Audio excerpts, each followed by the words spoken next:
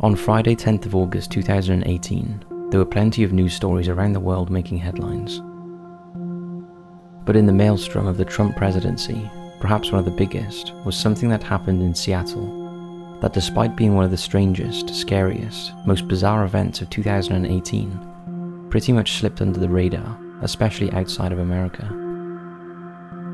In this video, we look at the extraordinary events that led to one of the most serious domestic airline security breaches since 9/11. However, it was not connected to a criminal plot or terrorist ideology. When you hear the facts of the story, it's hard not to feel sorry for the perpetrator, who comes across as a nice guy. Here is the incredible but disturbing story of Richard Beebo Russel.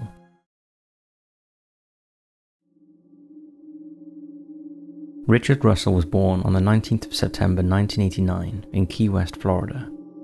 At the age of 7, Richard, along with his parents and 2 younger sisters, moved to Wasilla, Alaska. From an early age, Richard was affectionately known as Beebo to his family and friends, a name that stuck into adulthood. Richard attended Wasilla High School, where he excelled at sport, competing in track and field and wrestling. However, his real strength was a hard-hitting football fullback, who in his senior year scored 6 touchdowns. He was so good that after finishing high school aged 18, he was scouted by Valley City State University to join their football team, and he moved to Fargo in North Dakota.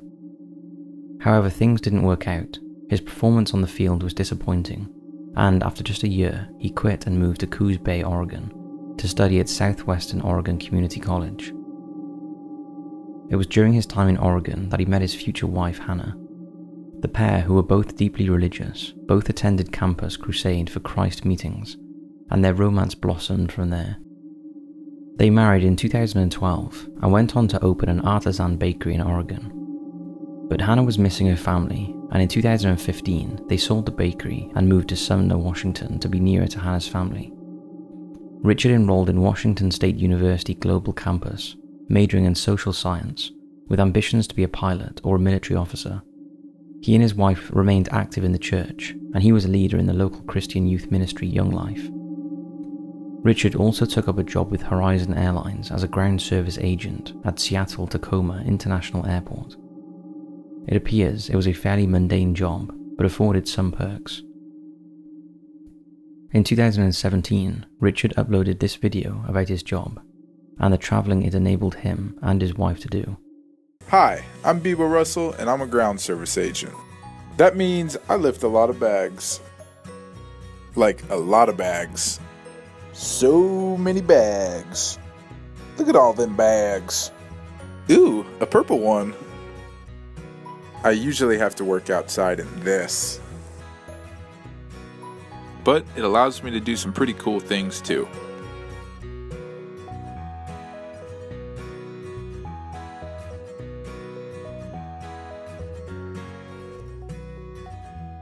Most importantly, I get to visit those I love most.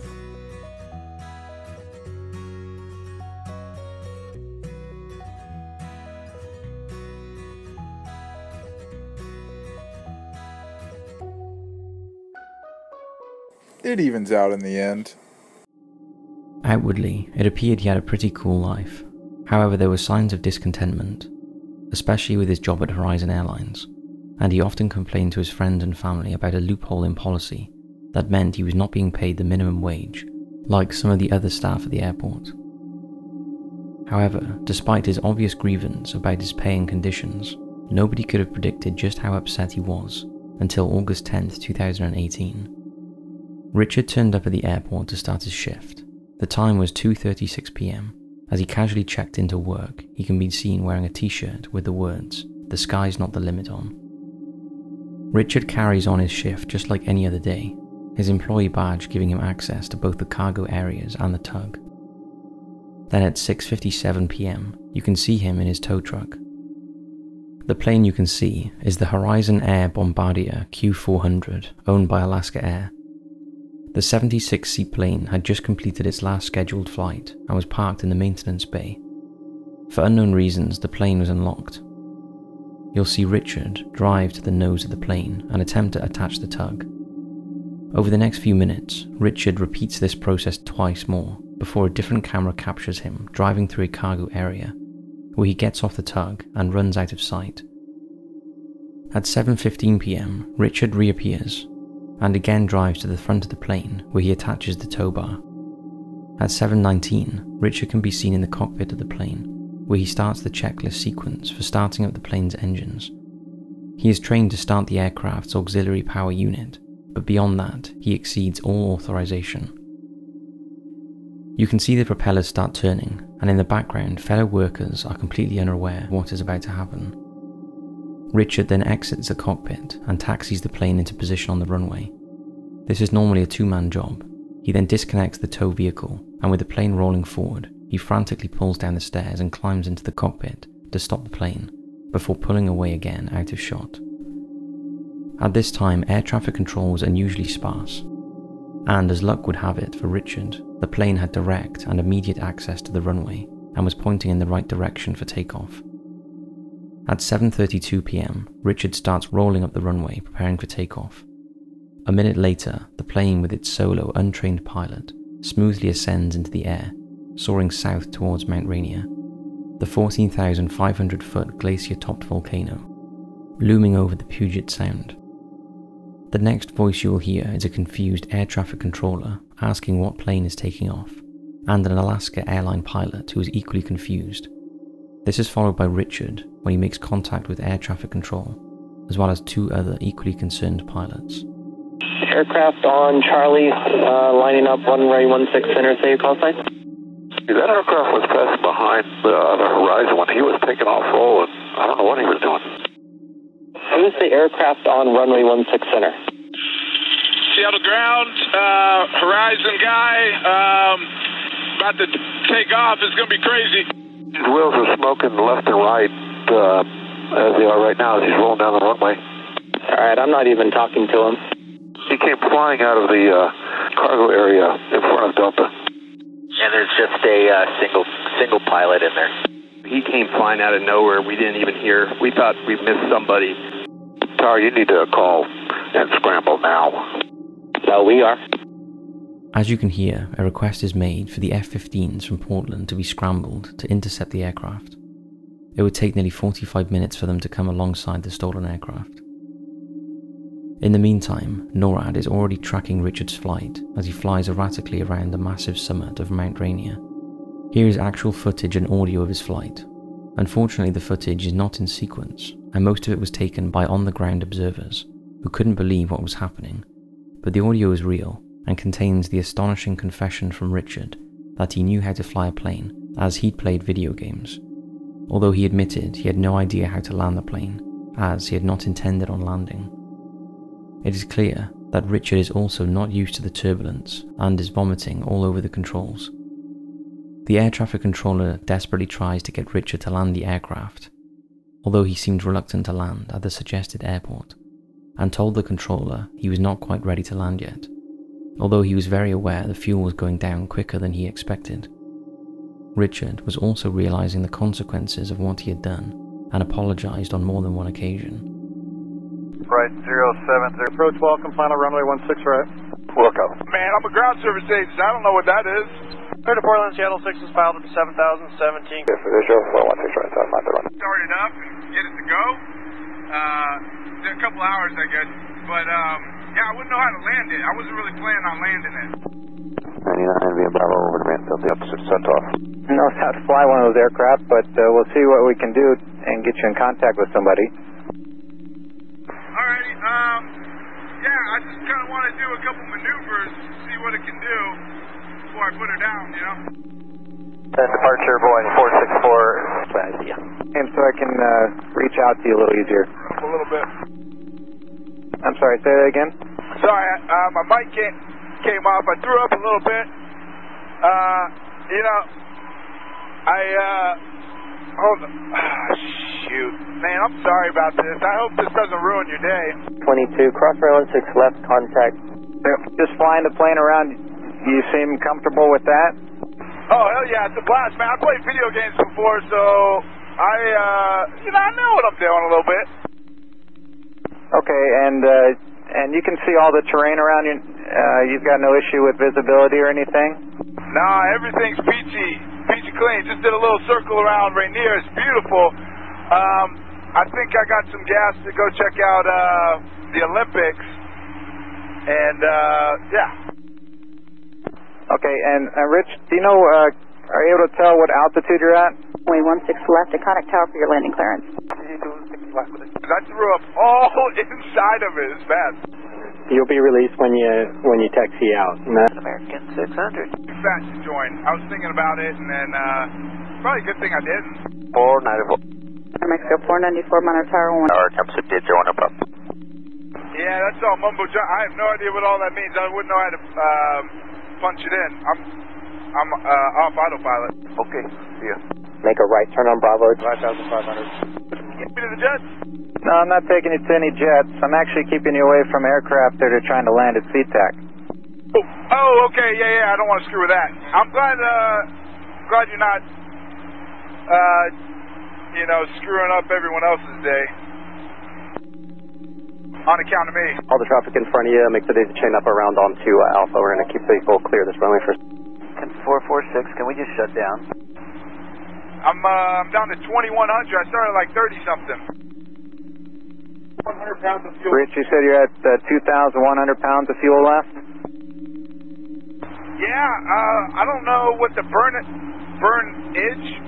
is like on takeoff, but yeah, it's burned quite a bit faster than I expected. Okay. Yes, sir, we have the fuel inside. Contact tower. There is the runway just off your right side in about a mile. Do you see that? That's McCord Field. Oh man, those guys will rough me up if I tried landing there. I think I might mess something up there too. I wouldn't want to do that. Hopefully. Oh, they probably got anti-aircraft. No, they don't have any of that stuff. We're just trying to find a place for you to land safely. Yeah, not quite ready to bring it down just yet, but holy smokes, I gotta stop looking at the fuel because it's going down quick.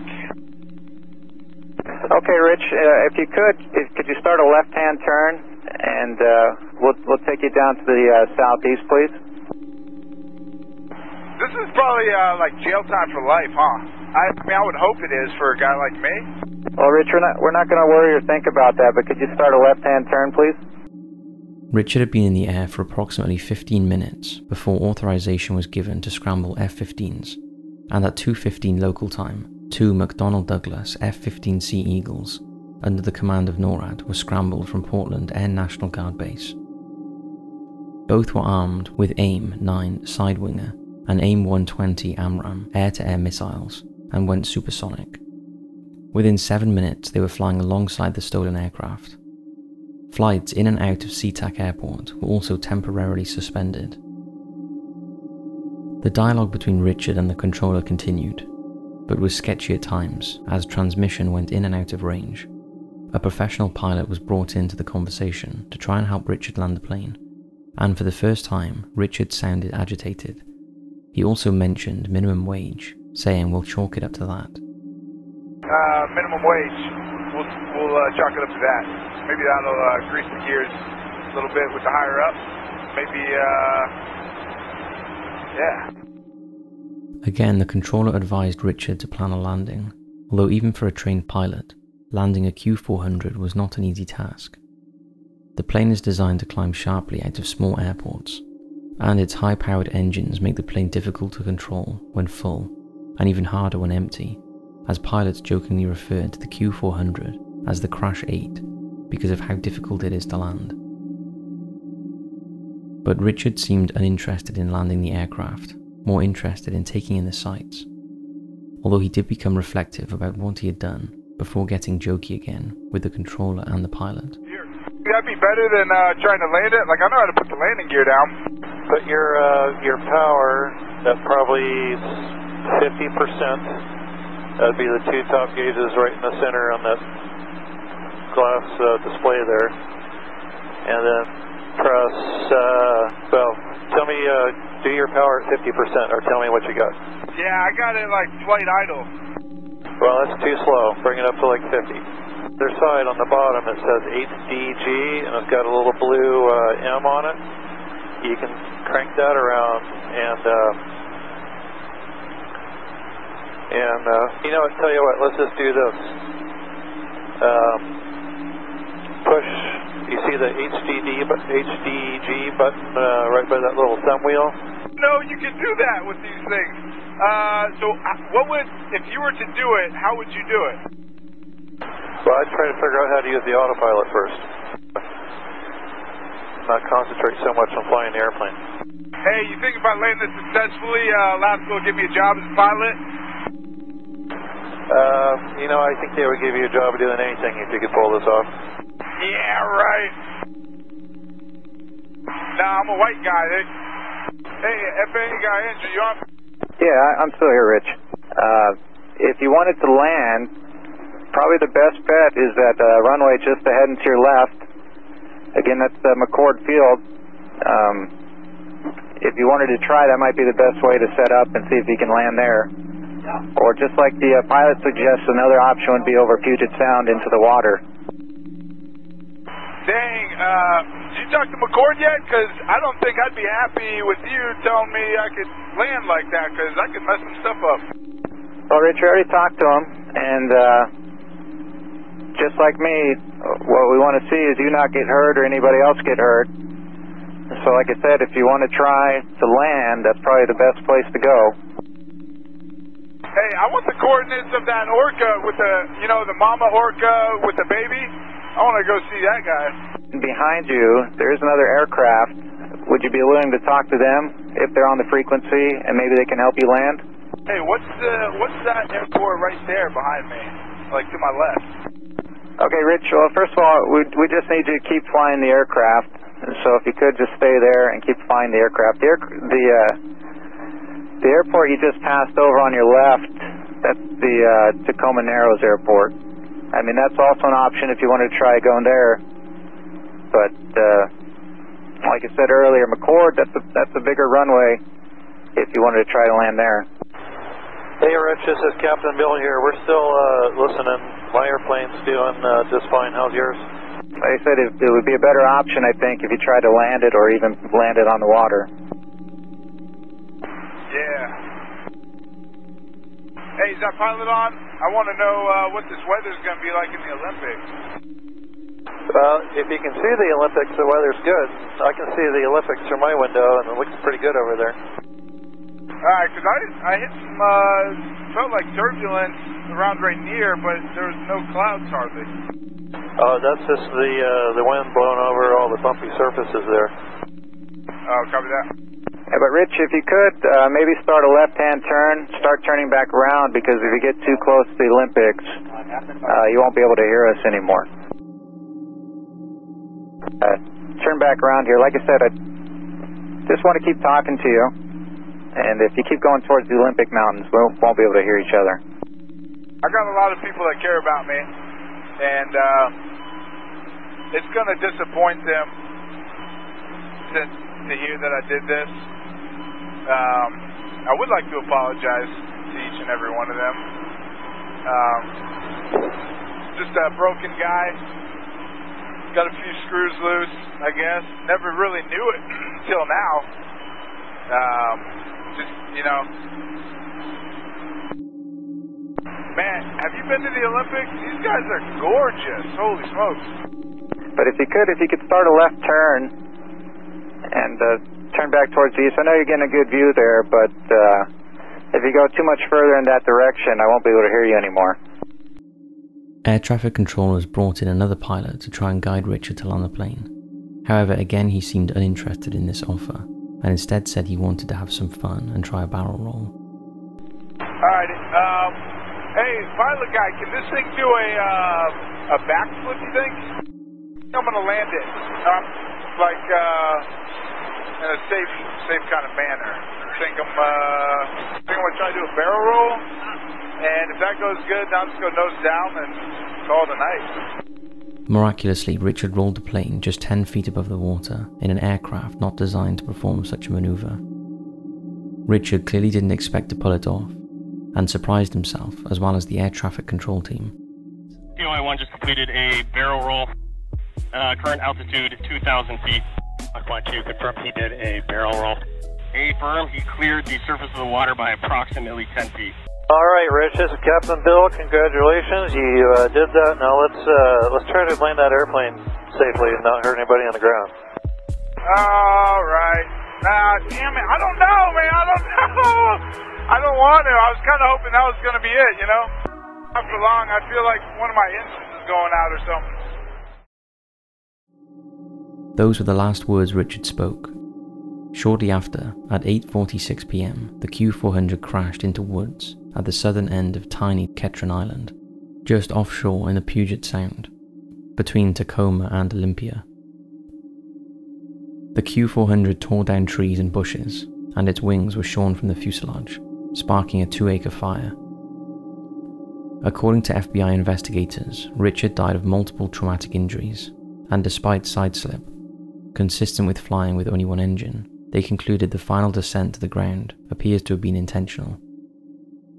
After 73 minutes in flight, the FBI determined that Richard acted alone, died by suicide, and was not connected to a criminal plot or terrorist ideology. His exploits were not considered a hijacking, as no passengers were involved.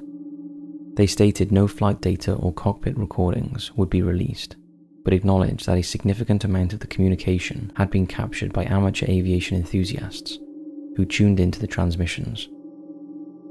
The agency also concluded Richard had no formal flight training, although his internet search history had included instructional videos, and as part of his job, he was familiar with the checklist for starting an aircraft, and supposed he had learned other aspects flying a plane on a flight simulator. It was also revealed that during the flight, Richard did text his wife, telling her that she deserved better, although the exact wording has never been released. For Richard's family, the disbelief that the man they knew as a caring, loving husband, son, and friend could do such a thing was summed up in a statement they gave on the 11th of August, delivered by a family friend. It may seem difficult for those watching at home to believe, but Beebo was a warm, compassionate man. It is impossible to encompass who he was in a press release. He was a faithful husband, a loving son, and a good friend. A childhood friend remarked that Beebo was loved by everyone because he was kind and gentle to each person he met. This is a complete shock to us. We are devastated by these events, and Jesus is truly the only one holding this family together right now. Without him, we would be hopeless. As the voice recordings show, Beebo's intent was not to harm anyone. He was right in saying that there are so many people who have loved him. We would like to thank the authorities who have been both helpful and respectful, Alaska Air for their resources, the community, his friends and his family for their incredible support and compassion, and Jesus, whose steadfast love endures. We'd also like to thank the media for their sensitivity and acknowledging this as the only statement that will be released by the family. And we request that we now be given space to mourn. At this time, the family is moving forward with the difficult task of processing our grief. We appreciate your prayers. Thank you, the family of Beebo Russel. In the days following the crash, a massive cleanup and recovery operation was launched that included Alaska Airlines insurers. The aircraft was worth $30 million, all of which was repaid under the company's insurance policy. However, there were still many unanswered questions, not least why did Richard take such drastic action to end his life? Investigators interviewed countless family and friends of Richard, and he had plenty, and they looked for possible reasons. It was known that he had been drinking a lot prior to the incident, although friends and family had intervened and felt he had it under control. And apart from his unhappiness about wages, they never really found a clear-cut reason why. Richard's family understandably have not been willing to talk to the media, but his stepbrother did agree to a TV interview in 2018, in which he alluded to the head trauma Richard suffered from playing football. It was known he had suffered concussions, and friends who played alongside Richard also believed he may have had chronic traumatic encephalopathy, or CTE, a progressive neurodegenerative disease caused by repeated head trauma that can result in extreme mood changes, depression, aggression, and impulsivity. At the time, Richard played football, concerned about injuries, had not been as understood as it is now, so no process was in place to protect him. Then there is the question of how easy it was for Richard to steal a plane in the first place, and why there were no safeguards in place or alerts to stop him entering the cockpit and taking off. It seemed the entire system relied on the credentials and trust of the employees, with nothing in place if any of them went rogue. Like all airport staff, Richard had passed FBI background checks, but unlike the passengers, who in the wake of 9/11 were all treated as a potential threat, no one was keeping tabs on Richard. No one was periodically checking his health or mental state outside of the initial vetting when he was hired 3 years before the incident. Apart from occasional security spot checks, no other measures were in place at the time to monitor employees' well-being. If there had been, maybe Richard would still be alive today. In the aftermath of the plane theft, Richard has become an internet folk hero, and there are forums dedicated to the man dubbed Sky King. His actions transitioned into myth, legend, and meme, with people selling merch with slogans like Puget Sound Flight Club and Fly It Like You Stole It. This hero worship of a man who crashed a $30 million aircraft during a suicide mission is misplaced. If things had gone differently, Richard could have caused death or injury to innocent people. There is no doubt he caused a lot of hurt and despair to his family and friends. But like we said at the start of this video, it's easy to like Richard. He came across as a nice guy who set in motion a plot that he couldn't turn back from, but he was no hero. The reality is Beebo Russel spent his final minutes scared, lightheaded, and covered in his own vomit. He went against all the advice he was given throughout the flight and ultimately decided to take his own life, rather than try and return safely to the ground. We can't help feeling that with the right support, Richard could have turned his life around. He had a lot going for him, and the way his life was cut short weeks before his 29th birthday was a tragedy for everyone involved. So that's the disturbing story of Richard Russel. Let us know your thoughts on his actions in the comments below. Thanks for watching, and as always, we'll see you in the next video.